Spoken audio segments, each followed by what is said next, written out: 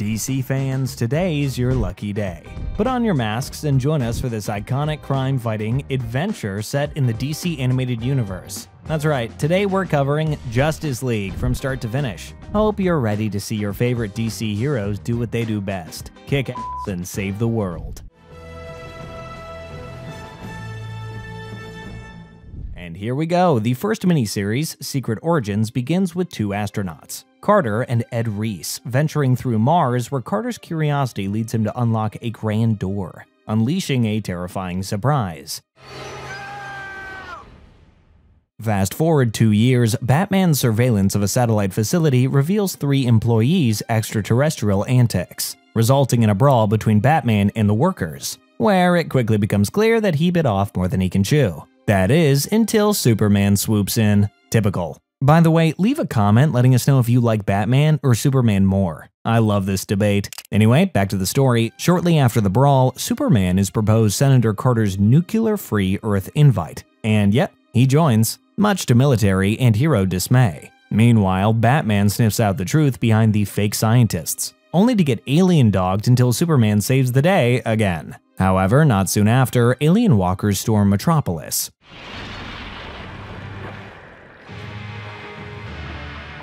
prompting Superman's enigmatic departure. World panic ensues as Superman vanishes, leaving Batman to chase after him. Their hunt lands them in an army base, where they meet John Jones, the green-skinned prisoner. Unfortunately for them, the military men then shapeshift into aliens. Superman, Batman, and John hightail it from the military base, chased by relentless foes. Things get complicated when their ride, the Batwing, takes a nosedive. But fear not. Our heroes get a lift from a backup squad consisting of Green Lantern, Hawkgirl, Diana, yep, that's Wonder Woman, and the Flash. It's then that John explains that his planet got slammed by these shapeshifting baddies ages ago. He thought he fixed the problem since he sealed them away, but some meddling astronauts set them free, aka the astronauts from the beginning of the first episode. Back on Earth, the aliens set up giant factories to block out the sun with a massive cloud. Why? Because they're emo. Just kidding, they're creatures from the night and want eternal darkness, obviously. Hawkgirl and Batman get captured,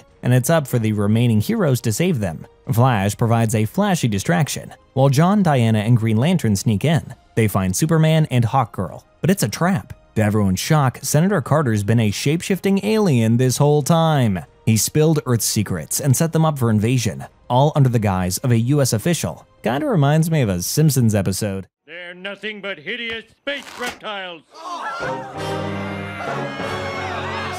With defenses down, Imperium, the big bad boss, arrives. A big, smoky, purple blob. Yeah, that's super intimidating. Cue the torture session, dramatic revelations, and a fiery finale, and our heroes obliterating the baddies and their factory.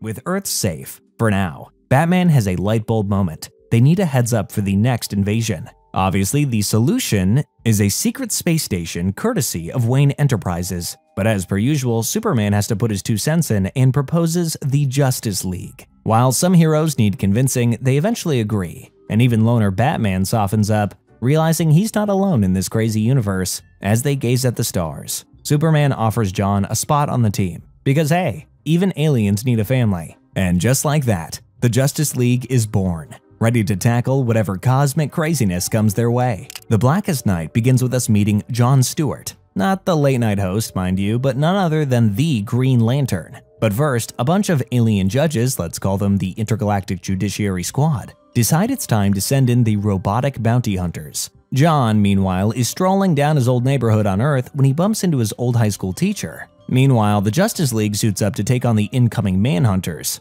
because what's a casual Tuesday without a little robot rumble? But surprise, surprise, John decides it's a great time to play Catch Me If You Can, and willingly gets himself cuffed and shipped off to a Juris 5, where the locals greet him with open arms, by which I mean hurling garbage and insults his way. Reminds me of when I moved to a small town in Texas. Ah, good times. Turns out John's on trial for a little oopsie-daisy called genocide. And who's the star witness? None other than space pirate extraordinaire Conjar Rowe, who spills the beans about John accidentally blowing up a planet while chasing him for his smuggling shenanigans. Clearly, he's never heard the phrase, snitches get stitches. Now, even though John's playing the guilt card harder than a priest sweating on Sunday, Did it.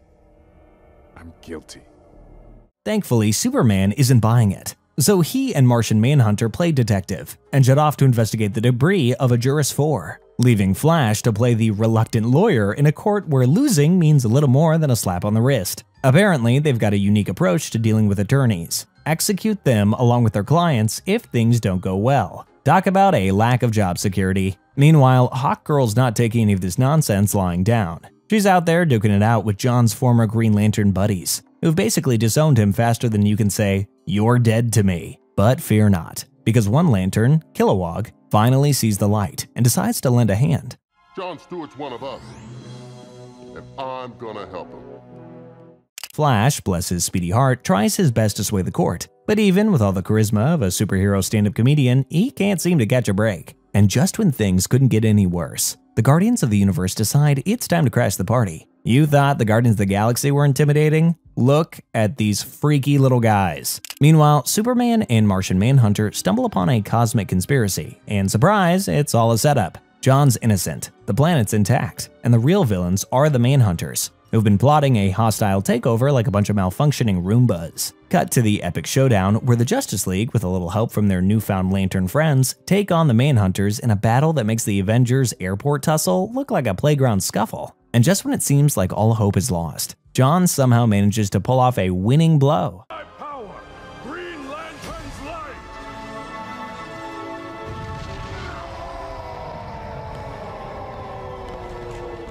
The Guardians thank him, the Lanterns apologize, and John, being the brooding hero he is, brushes it all off as if he wasn't just about to be killed. But hey, at least he's got his squad to back him up. And so, our heroes ride off into the cosmic sunset, ready to face whatever intergalactic shenanigans come their way. Did you think we forgot about Aquaman? Thankfully, our fishy friend is introduced in this next two-parter, The Enemy Below. It all starts when the USS Defiant goes down in a watery fiasco, thanks to an Atlantean attack, led by none other than the Aquaman. Justice League rushes to the scene to rescue the crew, but Aquaman claims the sub as his own. Green Lantern protests, but Superman prioritizes saving lives over disputes. He advises Aquaman to air his grievances at a world summit. Back in Atlantis, Aquaman contemplates his kingdom's future, torn between his desire for peace and his people's thirst for revenge. He seeks counsel from his family, but struggles to find a solution. Later, at the summit, Aquaman's aggressive demands backfire when an assassin's rocket sends him to the hospital.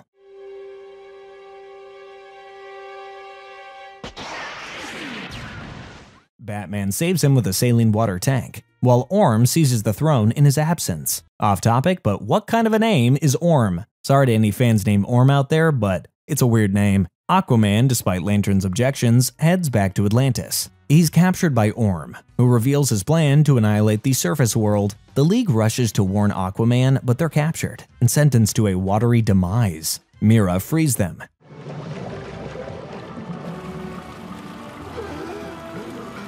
And they team up to stop Orm's madness. Aquaman faces off against his brother, with the fate of Atlantis and the surface world hanging in the balance. In a chilling showdown, Aquaman prevails. I believe this is mine.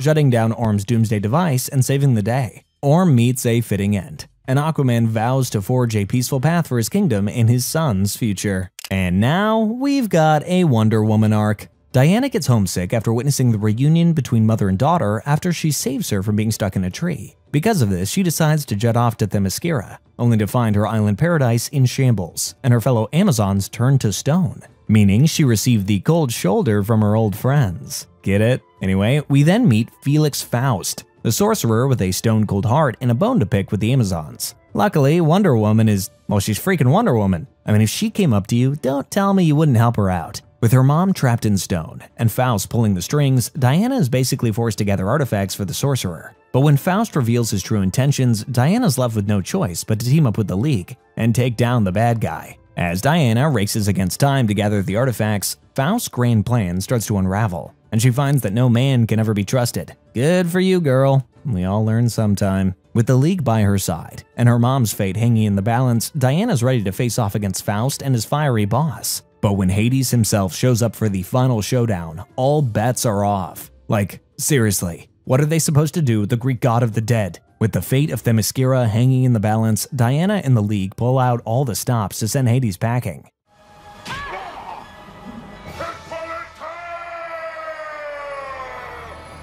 In the end, victory tastes bittersweet, as Diana's forced to say goodbye to her island home. Alright, now we've got the War World episodes. In a galaxy far, far away, okay, maybe just a little far away, Superman and John Jones are playing Cosmic Bomb Squad, defusing an astronaut set on a collision course with Earth. But wait, plot twist. The explosion knocks them out cold and sends their ride the Javelin into cosmic oblivion. Get away from there before it...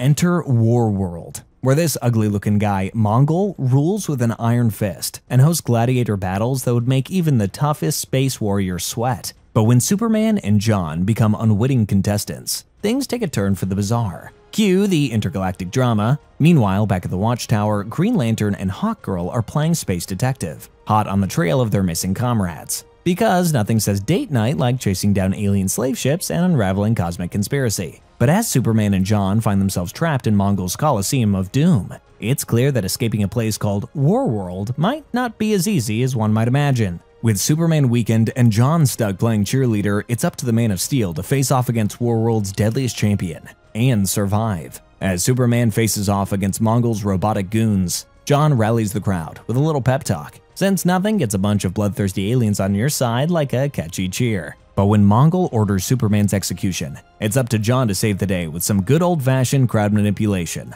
Somebody, sign this guy up for president. Meanwhile, back in the cell block, Superman's making friends faster than you can say, alien prison break. But with Draga's help and a little bit of luck, they might just have a shot at escaping War World's clutches. Nothing says bromance like teaming up with your former gladiator rival to take down an evil overlord. But when Mongol offers Superman an ultimatum, throw the fight or watch Draga's world burn, it's clear that our hero's in for the fight of his life. With War World hanging in the balance, Superman's forced to make a choice, and it's a doozy. As the final showdown unfolds, Lantern and Hawkgirl crash the party, bringing Draga along for the ride. But when the dust settles, it's Draga who emerges victorious, proving that sometimes even the unlikeliest heroes can rise to the occasion. And as Superman hands over the crown, it's clear that War World's in for a whole new era of gladiator games. In a world where industrial accidents are as common as bad hair days, Simon Stagg, the genius entrepreneur, unveils his latest brainchild to a group of investors, Metamorpho, the solution to surviving calamities like they're just minor inconveniences. Right.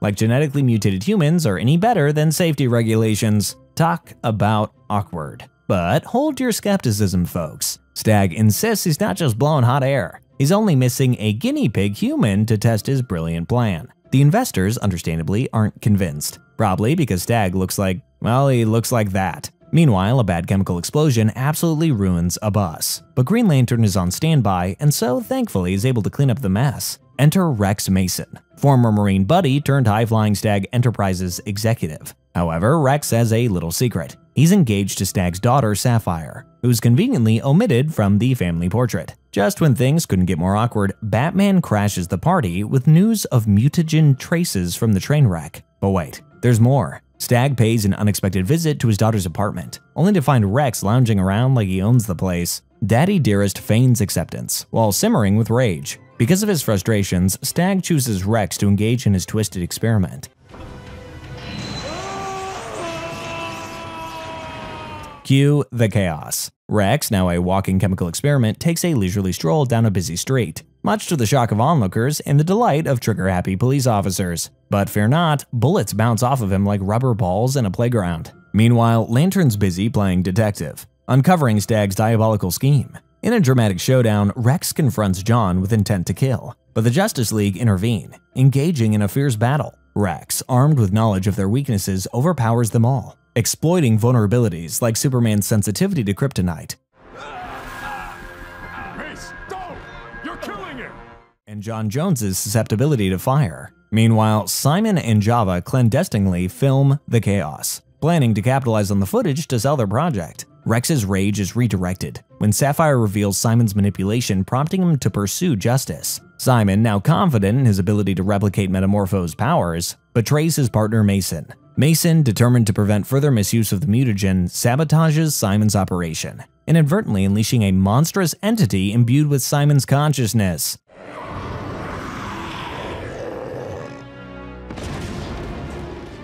The League, joined by Mason and Batman, faces the creature in a desperate attempt to save Sapphire. Despite their efforts, defeating the creature seems impossible, until Batman proposes a solution involving a specialized amino acid. Mason, sacrificing himself, merges with the creature to neutralize it, ensuring Sapphire's safety. The episode ends with Rex re-emerging from the remnants of the creature, reuniting with Sapphire amidst the League's support. John, witnessing their reunion, finally acknowledges Rex's heroism, while the League reflects on the events that unfolded. Amidst tears and relief, Rex and Sapphire's love endures.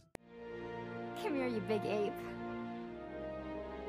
And the League finds solace in their victory. Alright, I'm not gonna lie, this next arc is absolutely insane. As the Justice League heads back to Earth from a mission in the cosmos, things take a turn for the unexpected. Picture this: Green Lantern stowing their ride, the Javelin, with his ring, all while muttering about his dwindling power like it's the last slice of pizza. Just as they're about to dock at the Watchtower, there's a flash of light brighter than Superman's smile. And that's saying something. When the glow fades, they find themselves not in Kansas anymore. Batman and the Watchtower have vanished into thin air. Touching down in Metropolis, they're greeted by a dystopian nightmare. Towering buildings and flags waving like they're going out of style. And just when they start to feel like they've crashed into an alternate universe fanfiction, a squad of security officers demands their papers. Flash, being the cheeky speedster that he is, decides to crack a joke. And bam, bullets start flying. Cue the League's great escape, thanks to none other than Batman? Well, it's a different Batman, decked out in futuristic armor like he's auditioning for a sci-fi remake of The Dark Knight. Turns out, in this alternate timeline, Bruce Wayne's parents got the short end of the stick, thanks to Vandal Savage's fascist regime. Now, Bruce leads the resistance against this regime, because why fight crime when you can fight full-blown tyranny? He's so relatable. As our heroes piece together the puzzle, they stumble upon Savage's lair and find a time machine. They've got 48 hours before the portal closes, and failure means being stuck in this twisted reality forever. While the League gears up for a trip down memory lane, they find themselves in war-torn France, where the Germans are rolling out tanks with more bells and whistles than a Batmobile on steroids. Talk about an unfair advantage. But the real kicker? Those tanks are rocking technology from the future, which makes less sense than Aquaman's fear of plastic straws. Meanwhile, Wonder Woman and Martian Manhunter play detective in Berlin, where the rumor mill's buzzing about these superheroes causing a stir. But guess who's sitting pretty as the new big bad on the block? None other than Vandal Savage himself, sporting a dictator's cap. Just when things couldn't get any weirder, Wonder Woman plays guardian angel to a dashing American spy. Speaking of bad guys, John uncovers Hitler on ice like a villainous popsicle, courtesy of Savage's time-hopping shenanigans. Back on the battlefield, it's a race against time, as the League hustles to stop the Axis powers from pulling off the greatest invasion since Netflix took over our weekends. Superman and Hawkgirl tag team against enemy planes, while Flash races to save his stranded teammate Green Lantern. As the League dives headfirst into the fray, Lantern pulls off a Hail Mary move, and just when it seems like all hope is lost, Savage bites the dust.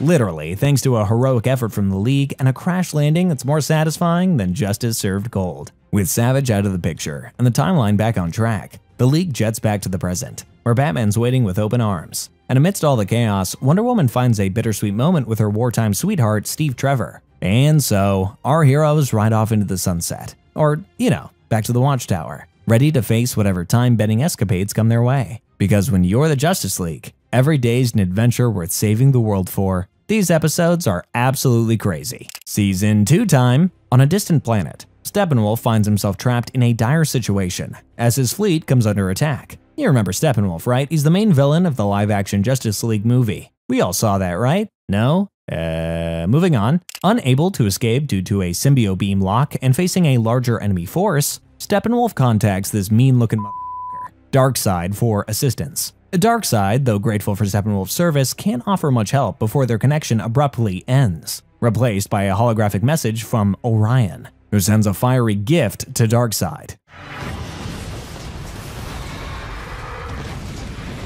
As Darkseid emerges from the rubble, Highfather warns him through a hologram. Any violation of the treaty will lead to dire consequences. That sounds like a lot of boy drama to me. Meanwhile, at the Watchtower, Hawkgirl shares her homesickness with John Jones, recounting her accidental arrival on Earth. On Apocalypse, Tensions rise as Darkseid's quest for the anti-life equation faces criticism from Desaad, resulting in a deadly demonstration of Darkseid's power. But their troubles escalate when Brainiac's ship attacks Apocalypse, meaning the boy drama just got even worse. The situation intensifies as the Justice League is faced with unexpected visitors, Darkseid seeking their aid against Brainiac. Superman is reluctant, but is challenged by Darkseid's warning of Brainiac's universal threat. Eventually, the League agrees to assist, though suspicions linger about Darkseid's true intention. As the League battles Brainiac's forces on Apocalypse, Superman confronts the AI directly, leading to a risky maneuver by Darkseid to weaken Brainiac's defenses. The conflict escalates when Brainiac leads the League into a trap within his asteroid fortress. In a similar narrative on New Genesis, tensions rise as Highfather deliberates over Darkseid's request for aid against Brainiac, mindful of the fragile peace between their worlds. Orion's impatience and determination to confront Darkseid regardless of the treaty's constraints adds further complexity to the situation. Back on Brainiac's asteroid, the League faces off against Brainiac's robot duplicates, only to be ambushed by Darkseid, revealing his treacherous agenda. Superman and his allies confront Brainiac, leading to a climactic battle that culminates in Darkseid's defeat.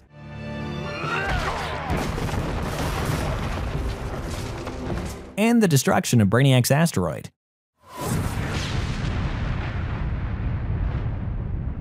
Amidst the chaos, Highfather and the Justice League regroup on New Genesis, uncertain of their foe's fate, but determined to rebuild and stand united against future threats. The saga ends with a glimmer of hope, as Forager's compassion earns him recognition, and the new gods look to the stars for what lies ahead. Next up, we have the episode Only a Dream. John D., an inmate at Stryker's Island, finds solace in daydreams where he wields unimaginable power, effortlessly defeating the Justice League with a colossal robot. However, his reverie abruptly ends, returning him to the harsh reality of prison life. Confined to volunteering for Materiopticon experiments, D longs for increased doses despite scientists' warnings of danger. Also, speaking of longing, my friend's cat won't stop meowing at the oven. See? He longs. John's wife Penny calls and lets him know that she's leaving him for another man, which causes his despair to reach a boiling point. You can't do this to me!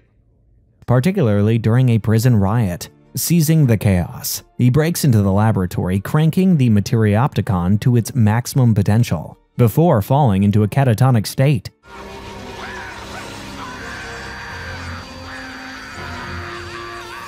Meanwhile, the League mobilizes to capture the escaped inmates, including Firefly, Volcana, Luminous, Copperhead, and Solomon Grundy. Batman and Green Lantern swiftly apprehend Volcana and Firefly, but Dee's disappearance from the infirmary raises alarms. Unfortunately, they don't know yet that Dee is transformed into Dr. Destiny, infiltrating Penny's dreams to torment her. As the League deals with the fallout from the riot, Batman's exhaustion becomes palpable, having gone days without sleep. Despite fatigue, he embarks on a mission to locate Dee, while Lantern aids in recapturing the escaped convicts. However, Destiny's sinister plot unfolds as he invades the dreams of Flash and Hawkgirl, exploiting their vulnerabilities. In the ensuing chaos, Superman, Flash, Hawkgirl, John, and Lantern confront their worst nightmares within their subconscious realms. With John's guidance, they confront and overcome their fears, regaining control of their minds.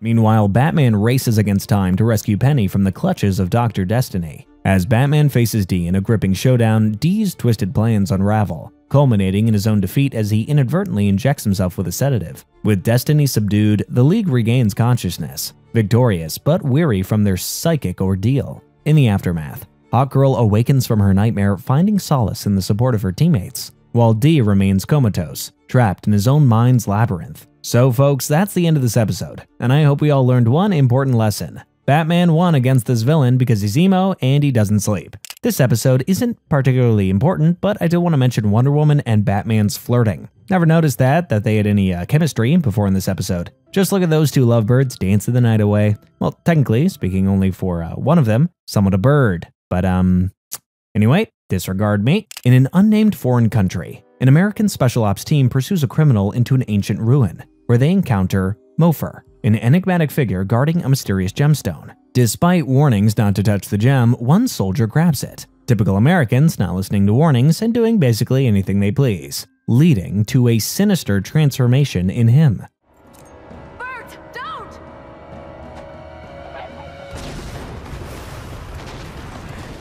Meanwhile, in Central City, the Flash faces criticism for his endorsement deals, particularly from talk show host Gordon Godfrey. The Justice League gets tense once Flash's actions draw out negative attention from the public. Meanwhile, as the possessed soldier wreaks havoc, General McCormick becomes entangled in the gem's influence, leading to dangerous consequences at a military base. Flash's confrontation with Godfrey and subsequent mishaps only worsened public opinion of the League. Mofer, revealed to be a guardian of ancient origin, emerges to combat the spreading darkness. Flash then learns of the gem's dark history and its possession of souls seeking revenge on humanity. With the League compromised, Flash races against time to stop their destructive rampage, which includes a desperate plan involving Lantern and Flash racing towards the sun in order to save Earth from disaster. In a daring feat, Flash and Lantern succeed in restoring the sun's balance, thwarting the gem's influence. Despite their victory, Flash faces personal and professional challenges, while the League's heroic actions restore public trust. As peace is restored, Godfrey's influence decreases, and Flash finds redemption. This next episode showcases a little hint of the Legion of Doom, which is essentially the evil Justice League. During a raid on a tech company, John Jones and Green Lantern's failure to capture Shade prompts Lantern to suggest that the Justice League improve their teamwork. Despite Batman's initial reluctance, again, emo, the League agrees to train together. However, their training quickly reveals deep-seated issues within the group, leading to disagreements and ineffective cooperation. Meanwhile, Shade escapes with the help of Giganta and learns that Gorilla Grodd has formed a secret society with various villains, each with their own motivation. Grodd's recruitment plan involves rescuing Clayface from Morgan Edge's mansion, promising Clayface a way to regain his true identity in exchange for his allegiance. As Batman tracks down Clayface, the secret society confronts both him and the League. In an unfortunate battle, the new Villain League defeats the Justice League, causing even more arguments and tension.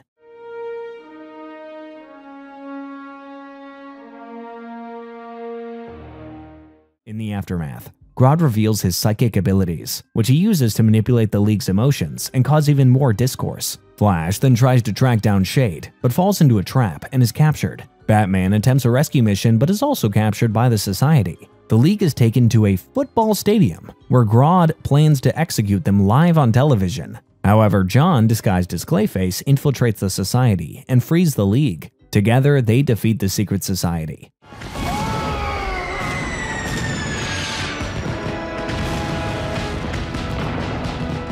But they're aware that they still have issues to resolve within their team. Despite the challenges, the League agrees to work on their problems and leaves the field together, cheered on by thousands of fans. A group of supervillains, led by Toyman, plot to take revenge on Superman by attacking Metropolis. Hey, what do you know, more villain team-ups. During the battle, Toyman unveils a giant toy robot armed with a disintegrator beam, causing sections of the city to vanish. In an act of heroism, Superman sacrifices himself to save Batman and Wonder Woman.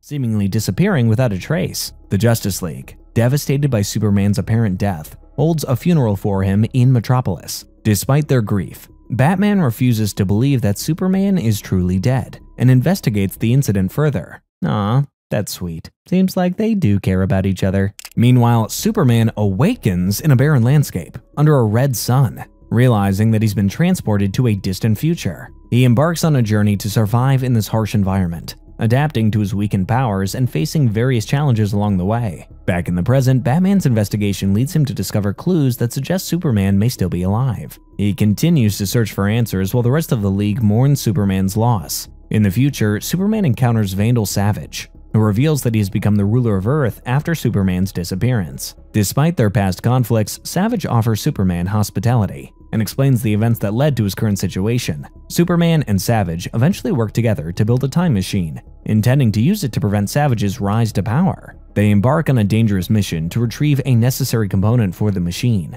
facing formidable challenges along the way. After successfully obtaining the component, Superman opens a portal back to the present, armed with the knowledge needed to stop Savage's plans. He reunites with the Justice League, revealing that he's alive and ready to lead them once again. Together, the League confronts the ongoing threat posed by the supervillains and works to restore peace to Metropolis. Meanwhile, Savage experiences a moment of redemption as he witnesses the changes brought about by Superman's actions. In the end, Superman and the League emerge victorious, and Savage finds solace in the newfound hope for the future. The episode ends with Superman's return to his role as the protector of Earth. ready to face whatever challenges may lie ahead. As the countdown ticks away, tensions mount among the Justice League members as they race against time to locate and disarm bombs planted by the Joker. With each bomb threat, the League faces off against the Joker's Royal Flush Gang, a group of superpowered henchmen determined to hinder their efforts at every turn. During the chaos, Batman takes on Harley Quinn, exploiting her vulnerabilities to gain an advantage. His strategic maneuvers lead to a confrontation that exposes the Joker's manipulative tactics and triggers a chain of events that will ultimately determine the fate of millions. Meanwhile, Superman engages in a relentless battle against Ten and King, two formidable members of the Royal Flush Gang, while Flash races against the clock to defuse the bombs scattered across Las Vegas. With each passing moment, the tension increases as the League struggles to keep up with the Joker's twisted game. As the final seconds tick away, Flash makes a daring move, seizing the last bomb and racing to safety just before it detonates. The city is saved, but the true extent of the Joker's plan is revealed when Ace, a member of the gang with mind-controlling abilities, unleashes her powers on unsuspecting viewers, threatening to plunge them into madness. In a climactic showdown, Batman confronts the Joker in battle, while Ace ends up thwarting the Joker's plans, tired of being used like a secret weapon. In the end, the League emerges victorious, but not without facing personal and emotional challenges along the way. Amidst the chaos and uncertainty, Hawkgirl and Green Lantern confront their feelings for each other. Romance! The episode ends with the League having a newfound sense of teamwork and friendship. This three-part ending begins with the Justice League overwhelmed and betrayed by the Thanagarians, aka Hawkgirl's species, who at first claimed that they would help protect Earth from their natural-born enemies, the Gardanians. However, Batman ends up discovering that the Thanagarians planted certain lies within their tail and have something much more sinister up their sleeves. Superman, weakened by the kryptonite energy beam, lies incapacitated, unable to aid his teammates. Flash struggles to recover from the effects of the gravity beam, his super speed diminished. Meanwhile, John lies unconscious after being shocked by Perrin Dull, leaving Green Lantern as the sole remaining active member of the League. Despite his best efforts, Green Lantern finds himself outmatched by the superior technology and tactics of the Thanagarian forces. With Hawkgirl's betrayal fresh in his mind, Green Lantern grapples with a sense of betrayal and anger, feeling deceived by someone he once trusted. As he fights against overwhelming odds, he vows to find a way to stop the Thanagarians and rescue his teammates. As the League's situation grows more dire, Hawkgirl finds herself torn between her loyalty to her people and her growing feelings for her teammates. Confronted with the consequences of her actions, she wrestles with guilt and regret, unsure of where her loyalties truly lie. How one can betray their own home while simultaneously betraying her newfound home. With Earth on the brink of destruction and the Justice League divided, the fate of the planet hangs in the balance. As the Thanagarian occupation tightens its grip, the League must find a way to overcome their differences, unite against their common enemy, and reclaim their world before it's too late. Despite her past actions, Hawkgirl takes a stand against the destruction of Earth and risks everything to warn the League of the impending danger.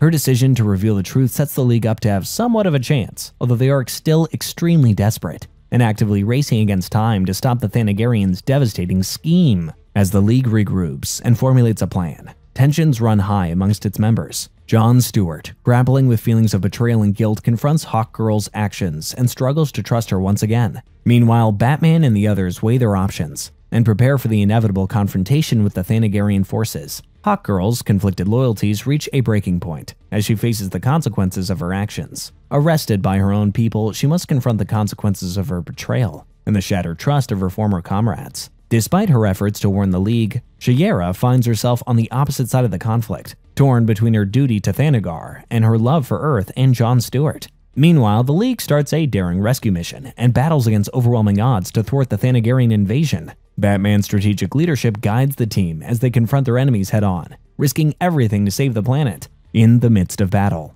Batman makes the ultimate sacrifice, piloting the Watchtower on a collision course with the hyperspace generator to save Earth. But don't worry, folks. He was just pulling out all the dramatics. Amidst the chaos and destruction, Shiera confronts her former fiancé, Ro Talek, and the true cost of their war with the Gordanians. Despite her efforts to reason with him, Talek remains committed to his mission, leaving Shiera with a difficult choice to make. In the aftermath of the battle, the League grapples with their decision regarding Shiera's fate, aka Hawkgirl. Despite their conflicting emotions, they ultimately choose to allow her to leave the League, recognizing the complexity of her situation and the sacrifices she made to save Earth. As Shiera bids farewell to her teammates and sets out on her own path, John Stewart is left to grapple with his own feelings of a broken heart. Despite the challenges they faced, the Justice League emerged victorious, standing united in their commitment to protecting Earth and defending justice against all threats, both foreign and domestic. And that's it, folks. Thank you all so much for watching. We'll see you all next time.